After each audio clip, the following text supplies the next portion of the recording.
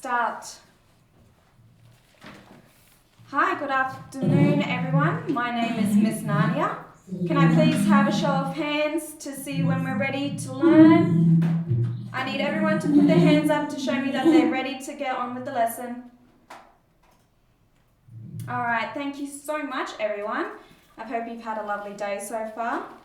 For this lesson, I've actually brought in a book. It's called The Lost Thing by Sean Tan.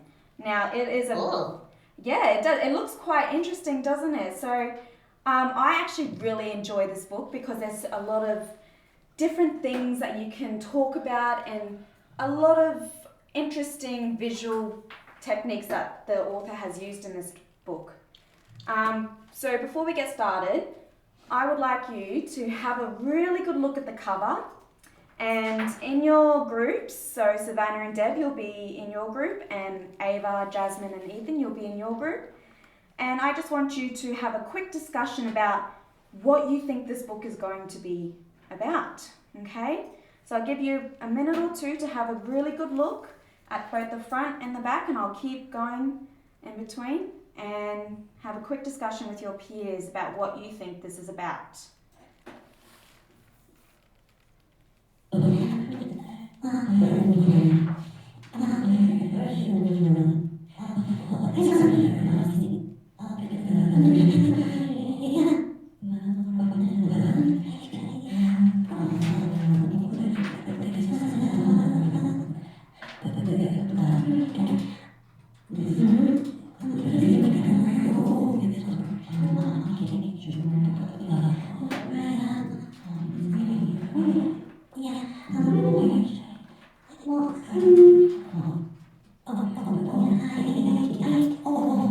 Alrighty, thank you. We'll just stop our discussions there.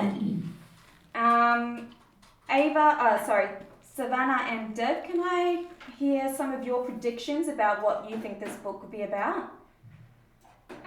Well, we were sort of saying that there's like a road, so maybe it's about something trying to find stuff, because it's saying that the title's The Lost Thing, so maybe there's something that's lost and it's going to go down the road and try and find, they're going to go down the road. That's excellent. I really like that interpretation. Is there anything that you want to add to that, Savannah? No? So you completely agree with Deb?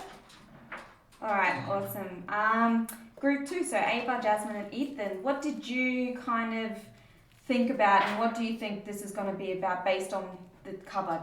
Well, I think it looks really old because it's like all brown and stuff, and there was the card on the back. Yeah, so I think that it's going to be like the olden days. Yeah, so that's a really good point out there. So they've sort of put a postcard on the back, and it says, "Hi Pete, how's your summer going? Mine's okay. Stuff happening and all. Finally got the plumbing in my room fixed." And it's just someone talking about his life at the moment. So it's a really interesting... And is there anything else you think that the book's going to be about? Well, maybe, well, I was thinking that maybe, because it's about a lost thing, maybe it's about, there's going to be somebody who's lost their thing, right? So, maybe there's going to be a person in it as well, and they're going to be the one looking for the thing. Yeah, awesome. I really love all the prediction you guys have come up with. So what I'm going to do now is I'm going to quickly read through the book, and at any point if I'm talking too fast or you can't hear me, just let me know. But once I finish the book, we'll have another quick activity afterwards to look at our predictions and then to see what it is we now know. Okay? Alright, so The Lost Thing. So you want to hear a story. Well, I used to know a whole lot of pretty interesting ones. Some of them so funny, you'd laugh yourself unconscious. Others so terrible, you'd never want to repeat them. But I can't remember any of those. So I'll just tell you about the time I found that lost thing. This all happened a few summers ago, one rather ordinary day at the beach. Not much was going on. I was, as usual, working tirelessly on my bottle top collection. and stopped to look up for no particular reason. That's when I first saw the thing. I must have stared at it for a while. I mean, it had a really weird look about it. A sad, lost sort of look. Nobody else seemed to notice it was there. Too busy doing beach stuff, I guess. Naturally, I was intrigued. I decided to investigate. Sure didn't do much. Just sat there, looking out of place. I was very baffled. It was quite friendly though once I started talking to it. I played with the thing for most of the afternoon. It was great fun, yet I couldn't help feeling that something wasn't quite right. As the hours slouched by, it seemed less and less likely that anybody was coming to take the thing home. There was no denying the unhappy truth of the situation. It was lost. Now just a quick pause there. If you were the thing, how would you feel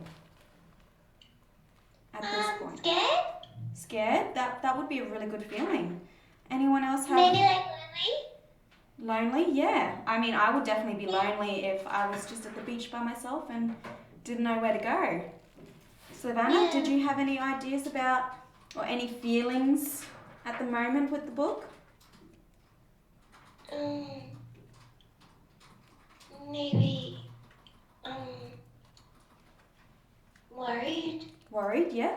If we have a quick look at the thing, we can't really... Is there any words that you could use to describe it? It's kind of big and red. It looks a bit like an octopus. It does, doesn't it? It's got like tentacle-y things, doesn't it? Yeah. Is it something that you would see just every day out in the street, do you reckon? No, it kind of looks like a monster. A monster, okay. Yeah. With that thought Well, in... like monsters have tentacles and they're really big and stuff, so... Yeah? Do you think he is a monster though? I don't know, maybe it just looks really scary. Maybe that's why nobody wants to be its friend. Maybe. It looks scary. Maybe. Yeah. Well, because no one's noticed it, have they? I don't know how, it's so big. I know. How would you... Like, that's weird.